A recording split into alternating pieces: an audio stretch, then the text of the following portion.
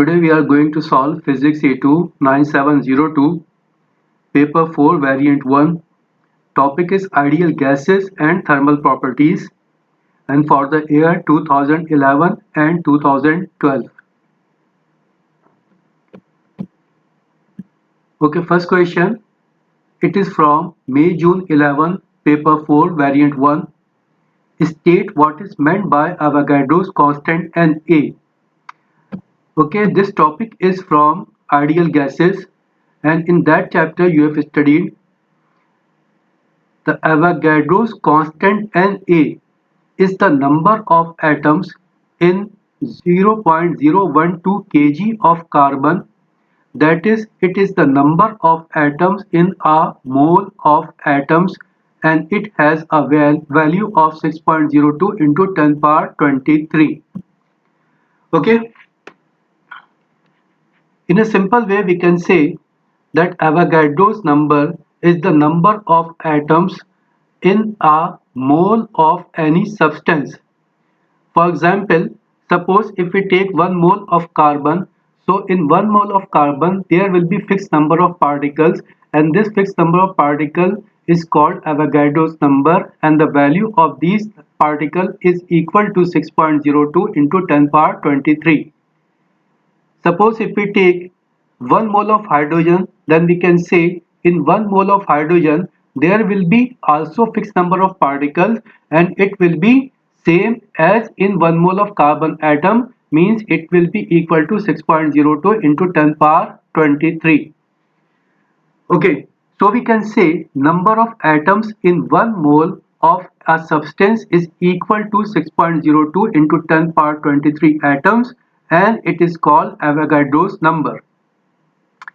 Okay, what is written in the first sentence? The Avogadro's constant is the number of atoms in 0.012 kg of carbon atom. What is meant by this? Okay, suppose we have taken 1 mole of carbon.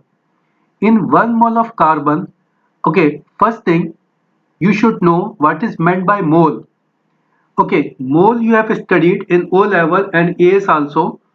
Mole is defined as atomic weight, molecular weight, or formula weight represented in gram is called mole. Atomic weight of carbon is 12. So if we represent 12 in grams, or if we say if we have taken 12 gram of carbon atom, then this 12 gram of carbon atom will be equal to 1 mole. So we can say 1 mole of carbon will be equal to 12 gram of carbon, and this 12 of carbon in kg will be equal to 0.012 kilogram of carbon. So we can say the Avogadro's constant is the number of atoms in 0.012 kg of carbon atom. We can say 0.012 kg of carbon atom, we can say 12 gram of carbon atom, we can say 1 mole of carbon atom. Anything we can write here. The same wording what is written here I have used because it is given in your prescribed book. That's why I have taken the definition from your book, but you can also write this definition, or you can also write here number of atoms in 12 gram of carbon. Also you can write number of atoms in 1 mole of carbon. Okay, I think you understood. Okay, we will move to the next part, part B. A balloon is filled with helium gas at a pressure of 1.1 into 10 power 5 Pascal and a temperature of 25 degrees centigrade. The balloon has a volume of 6.5 into 10 power 4 centimeter cube. Helium may be assumed to be an ideal gas. Determine the number of gas atoms in the balloon. Okay, here we have to calculate number of gas atoms in the balloon. To calculate number of atoms, you have studied one equation, one formula in ideal gases. PV is equal to NKT.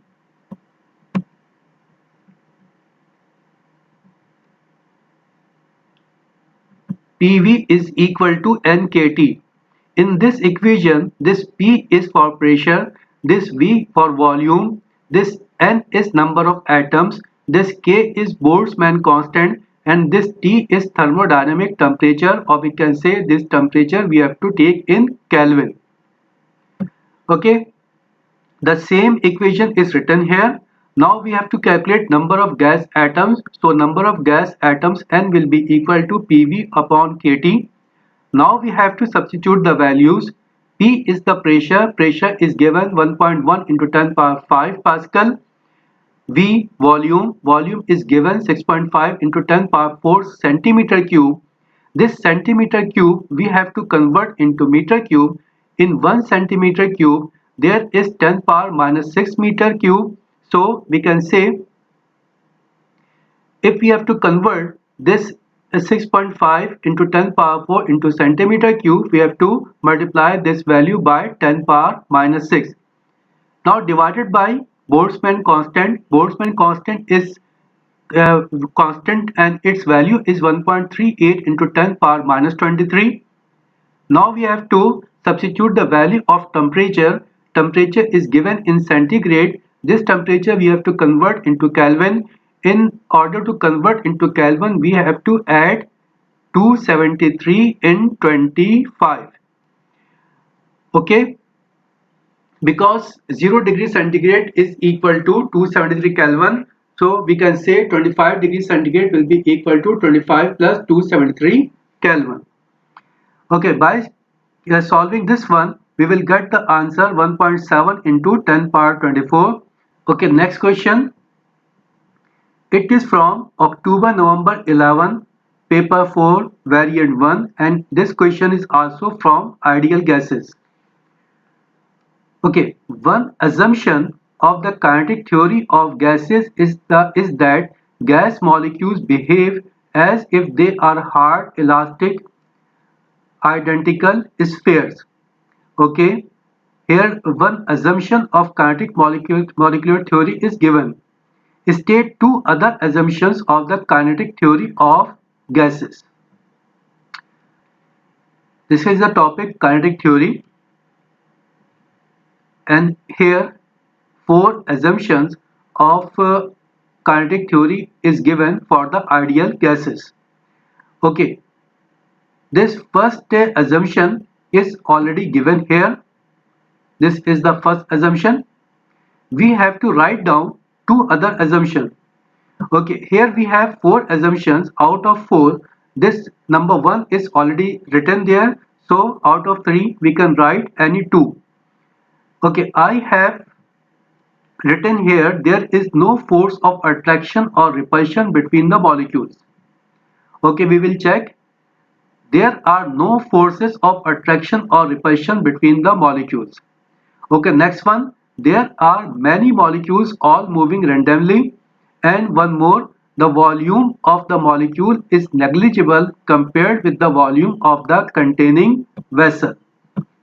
Okay, I have taken the second one. Volume of the gaseous molecule is negligible as compared with the volume of the containing vessel. This number 2 I have written there. Okay, next part B. Using the kinetic theory of gases, it can be shown that the product of the pressure P and volume V of an ideal gas is given by the expression 1 over 3 nmc square, where m is the mass of the gas molecule. State the meaning of the symbol n and c square. Okay, this is the equation. In this equation, this m is for mass of the gas. We are asked for these two, n and c square. Okay, this n is the number of the gaseous molecule, and this c square is called mean square speed.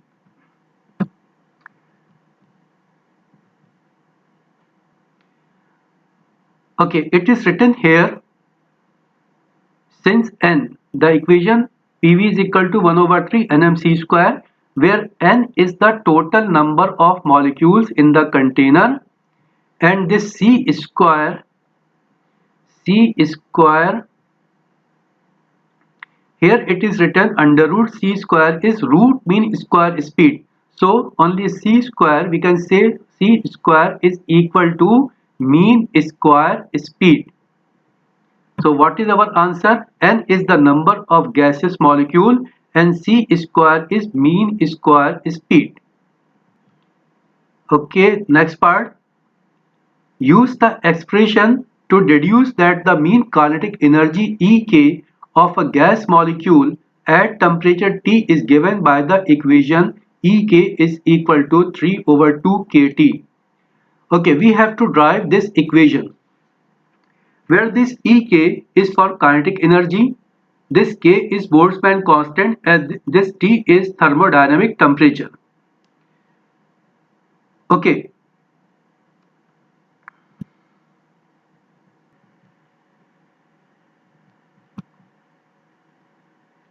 we have studied two equations. First equation PV is equal to 1 over 3 nmc square, and one more equation PV is equal to nkt. PV is equal to nkt. This one PV is equal to nkt. Now we will use these two equations to derive Ek is equal to 3 over 2 kT. Okay, PV is equal to nkt and PV is also equal to 1 over 3 nmc square. Now we have to compare both the equations. So we can say this nkt will be equal to 1 over 3 nmc square. Now we have to multiply both sides by 1 over 2, and by multiplying 1 over 2 we will get 1 over 2 nkt is equal to 1 over 2 into 1 over 3 nmc square. Okay, by rearranging this one we got 3 over 2 kT is equal to half mc square, where this c represents velocity of the gaseous molecule. So we can say this half mc square is for kinetic energy. So energy is equal to 3 over 2 kT.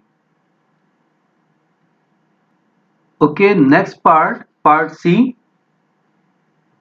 State what is meant by the internal energy of a substance. Internal energy of a gas is sum of kinetic energy and potential energy of the molecules in random motion. Okay, next part, part 2. Use the equation B2. Equation B2. This is B2. This equation Ek is equal to 3 over 2 kT. This equation we have to use here to explain that for an ideal gas, a change in internal energy delta U is given by delta U is proportional to T. Okay. In the first part, we have studied that internal energy is sum of kinetic energy and potential energy.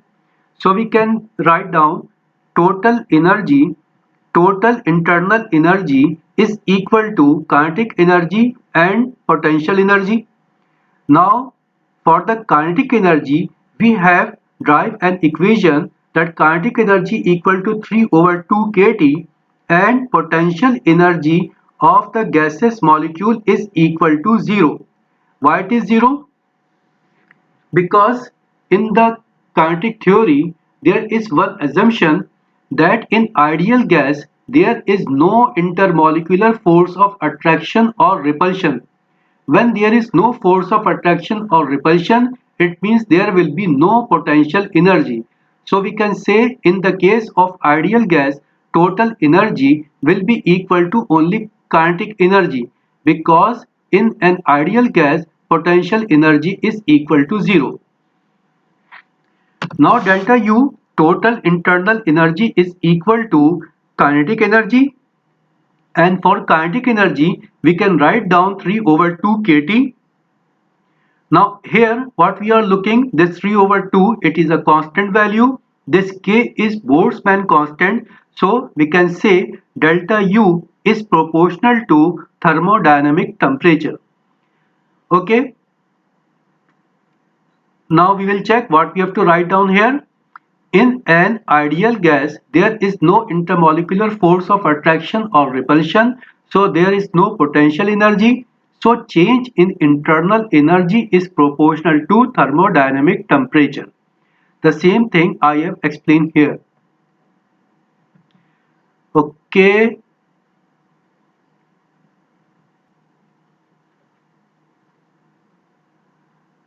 Now next question, it is from May June 12 of paper 4 variant 1, and this question is also from ideal gases. Okay, question 2a part. The kinetic theory of gases is based on some simplifying assumptions. The molecules of the gas are assumed to behave as hard, elastic, identical spheres. State the assumption about ideal gas molecule based on the nature of their movement. Okay, we have to check the assumptions. Okay, you read the last point. There are many molecules all moving randomly. So what is the nature? There are many molecules moving randomly. We have to write down the assumption with respect to the nature of their movement. Okay, second point, their volume. Okay, their volume. Okay, this second point, the volume of the molecules is negligible compared with the volume of the containing vessel. Okay, the same thing is written here. Volume of the gaseous molecule is negligible compared with the volume of the containing vessel.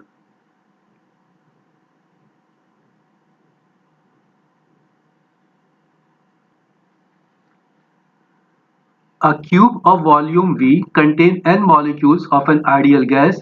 Each molecule has a component Cx of the velocity normal to one side S of the cube as shown in the figure 2.1.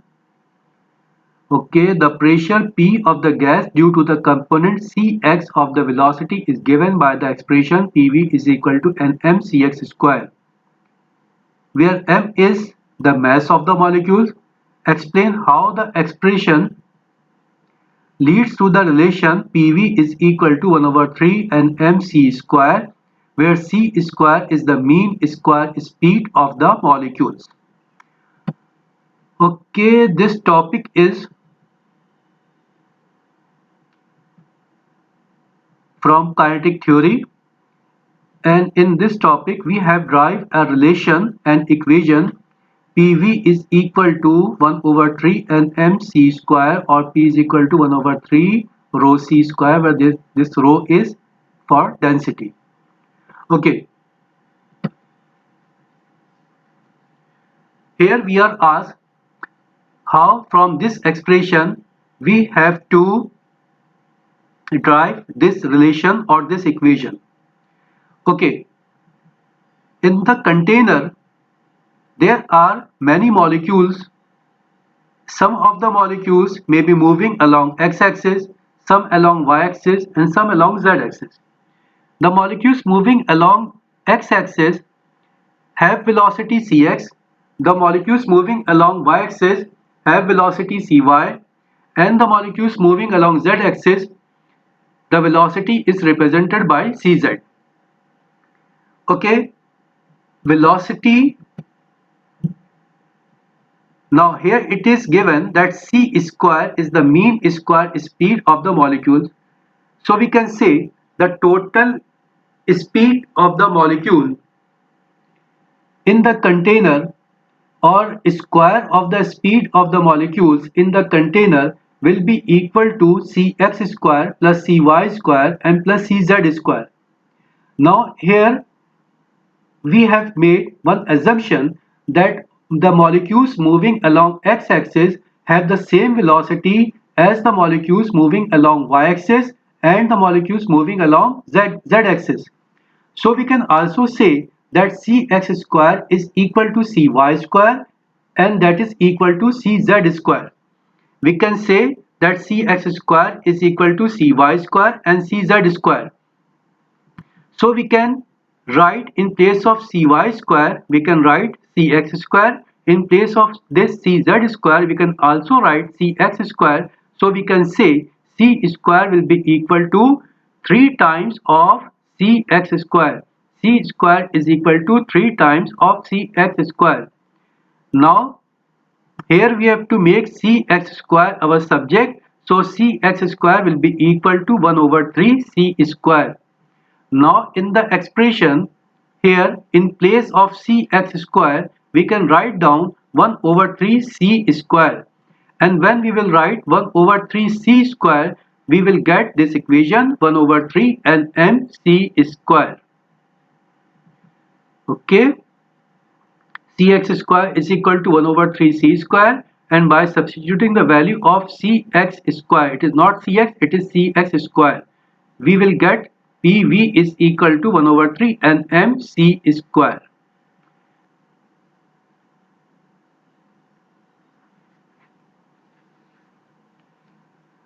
Next part C. The molecules of an ideal gas have a root mean square speed of 520 meter per second at a temperature of 27 degrees centigrade.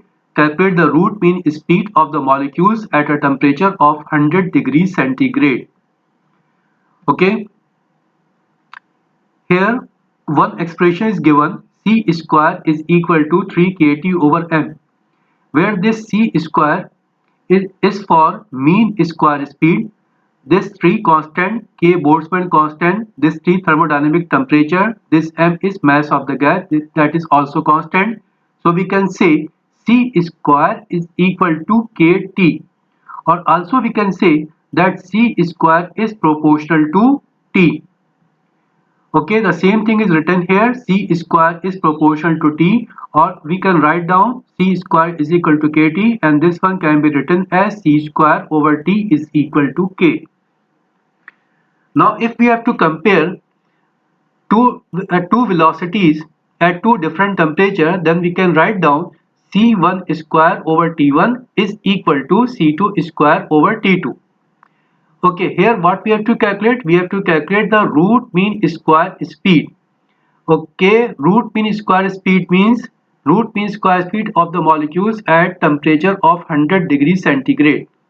Okay, this root mean square speed we are taking C2, so C2 square will be equal to C1 square over C1 square T2 over T1. Just we have arranged this equation. By arranging this equation, you will get this one.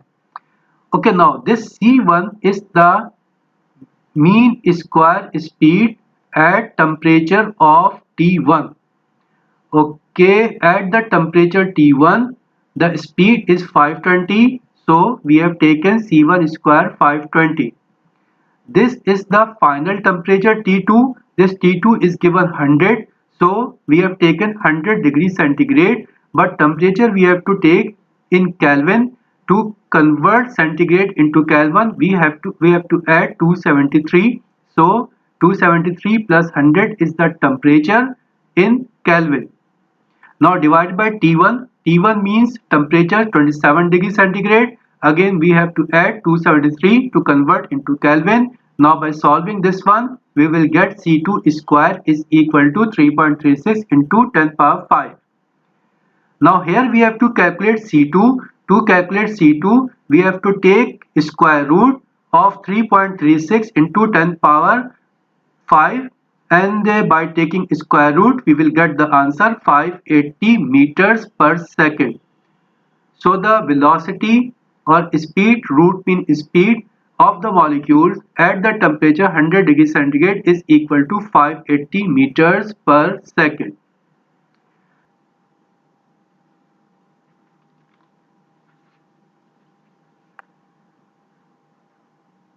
Next question, it is from May June 12, paper 4, variant 1, and this question is from thermal properties. Okay, question 3a part, define specific latent heat. Okay, first we read the definition that is given here. Amount of heat required to change the state of unit mass of a substance without any change in temperature. Okay, this is the topic for specific latent heat and the definitions are given here. but here they have used the wording specific latent heat of fusion and latent heat of vaporization, because here actually solid is converting into liquid. When solid is converting into liquid, we use the word specific latent heat of fusion. When a liquid is converting into vapors or gaseous state, we use the word specific latent heat of vaporization. Okay, here is a graph. In this graph, suppose this here, you see it is written 0, means here the temperature is 0 degrees centigrade, and here they have taken ice. Temperature of ice is less than 0 degrees centigrade. Okay, if we just put the ice in a room at a room temperature, then what will happen? The temperature of the ice that is less than 0 will start to rise, and when the temperature will be at 0 degree centigrade, this ice will start melting, and as long the ice is melting, its temperature will not rise. When all the ice has been melted, its temperature will start rising again. Now, when the temperature is at 100 degrees centigrade, this water is now converting into gaseous state, and as long the water is converting into gaseous state, its temperature will not rise. When all the water is converted into steam, then its temperature will start to rise. Okay, when we are at this stage is called latent heat. Here it is called latent heat because at this stage there is no rise in temperature. Okay, I think you have understood. Next part, part B. The heater in an electric kettle has a power of 2.40 kilowatt. When the water in the kettle is boiling at a steady rate, the mass of water evaporated in 2 minutes is 106 gram. Okay, the specific latent heat of vaporization of water is 22660 joule per gram. This is latent heat of vaporization. Okay, calculate the rate of loss of thermal energy to the surrounding of the kettle during the boiling process. Okay, here we have to calculate the rate of loss of thermal energy to the surrounding. Okay, in order to calculate the rate of loss, first we should know what energy we have provided to the system. We have to calculate the input energy. Okay, input energy is from the heater. Here it is given in the form of power. Okay, we know power is equal to Q over T, where this Q is for amount of heat and T is for time. So we can say amount of heat energy or energy supplied will be equal to power into time.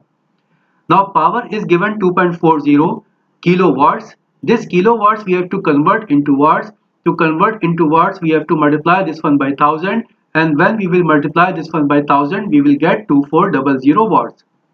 Now we have to multiply this power by time. Time is given 2 minutes, but time we have to consider in seconds. So we have to multiply this 2 minutes by 60. So here it is 2 multiplied by 60. Now by solving this one, we will get 288,000 joule. It is the energy supplied to the system for boiling water. Now energy required for boiling or for evaporation. For this we have to use the formula delta Q is equal to mLV, where m is the mass and LV is the specific latent heat of vaporization. Now here mass and latent heat of vaporization, both values are given. This is latent heat of vaporization, this is mass, and we have to multiply both the values, and by multiplying we will get 240000 joules. Now this is the energy supplied and this is the energy required for the evaporation. Now we have to calculate the loss of thermal energy. For loss we have to subtract this value by the input value. Now by subtracting, we got 48,000 joules. Now this energy is loss of thermal energy. But we have to calculate the rate of loss. Rate means whatever be the value, whatever be the energy, we have to divide this one by time. So we can say rate of loss is equal to energy divided by time. Time is given 2 minutes, but we have to take time in second. So we have to multiply this one by 60. So we can say rate of loss will be equal to 48,000 divided by 120, and when we will solve this one, we will get the answer 400.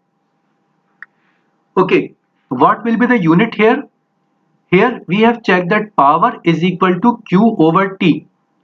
Here what we have done here, we have divided the energy by time. Energy by time is equal to power. So and unit of power is watt. So unit of rate of loss will be watt. So we can say rate of loss is equal to 400 watts. Okay. Next question. It is from October-November 12, paper 4, variant 1, and this question is from ideal gases. Okay, question 2. A student suggests that when an ideal gas is heated from 100 degrees centigrade to 200 degrees centigrade, the internal energy of the gas is doubled. Okay, state what is meant by internal energy. Okay, we have studied before internal energy is sum of potential energy and kinetic energy of the gas molecules moving randomly. Okay, next part 2. By reference to one of the assumptions of the kinetic theory of the gases and your answer in 1, deduce what is meant by the internal energy of an ideal gas. Okay, first we have to check the assumptions of ideal gas. Okay, here are the assumptions of ideal gas. Okay, here number 3. In number 3 it is given there are no forces of attraction or repulsion between the molecules. When there is no attraction or repulsion between the gaseous molecule, then there will be no potential energy. Okay, now we come back to our question. In an ideal gas, there is no force of attraction or repulsion in between the gas molecules, so there is no potential energy. Okay, molecules of an ideal gas is moving randomly, so have kinetic energy. Molecules of an ideal gas have not the potential energy, only they have kinetic energy. Okay, total energy of the system or internal energy is sum of kinetic and potential. Now in the case of ideal gases, there is no potential energy, so we can say the internal energy is equal to kinetic energy of the molecules.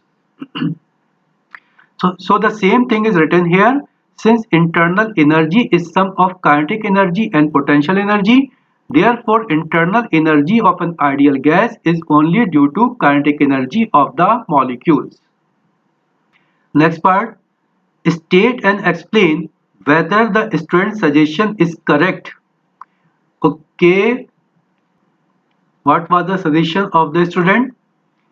When an ideal gas is heated from 100 degrees centigrade to 200 degrees centigrade, he has taken the temperature in centigrade. But in ideal gas equation, PV is equal to nRT. The temperature is thermodynamic temperature, and that temperature is in Kelvin, not in centigrade. The student is considering the temperature in centigrade, but we have to consider the temperature in Kelvin, so the assumption is not correct. So what is the answer here? internal energy of an ideal gas is directly proportional to thermodynamic temperature. Thermodynamic temperature means temperature should be in Kelvin. So student suggestion is incorrect. Now next question, it is from October November 12 of paper 4 variant 1, and this question is from thermal properties. Okay, question 3a part. Two metal spheres are in thermal equilibrium. State and explain what is meant by thermal equilibrium. Okay, what is meant by thermal equilibrium? When different regions in thermal contact are at the same temperature, they are said to be in thermal equilibrium. Because if two bodies that are in thermal contact are at same temperature, then there will be no transference of energy, there will be no transfer of heat from one object to the other object.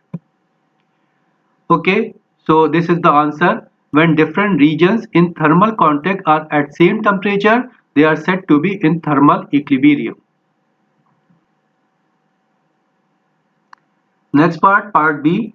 An electric water heater contains a tube through which water flows at a constant rate. The water in the tube passes over a heating coil as shown in the figure 3.1. Okay, it is figure 3.1.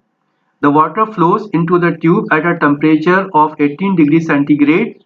When the power of the heater is 3.8 kilowatt, the temperature of the water at the outlet is 42 degrees centigrade. The specific heat capacity of water is 4.2 joules per gram per Kelvin. Okay, here it is an heating element. It is a tube. Water is taken in the tube from this side and the temperature of the water is 18 degrees centigrade. This water passes over the heating coil and it comes out from this point. When it comes out, its temperature is 42 degrees centigrade, and the power of this heating coil is given 3.8 kilowatts. Okay, specific heat of water is given 4.2 joules per gram per Kelvin. Use the data to calculate the flow rate in gram per second of water through the tube. Okay, here we have to calculate flow rate. Flow rate means we have to calculate how much mass is passing through the tube per second. So we can say we have to find out mass over time or m over t. Okay, first thing, Q is given as mc delta theta, where this Q is amount of heat, m is mass, c is specific heat, and delta theta is the temperature difference. Okay, we have studied before that power is equal to energy over time or Q over time. From here we can say amount of heat is equal to power into time. So in place of this energy, in place of this heat, we can write down power into time. So power into time will be equal to mc delta theta. We have to calculate m over t, mass over time. So we have to rearrange this one and we will get mass over time m over t is equal to p over c into delta theta.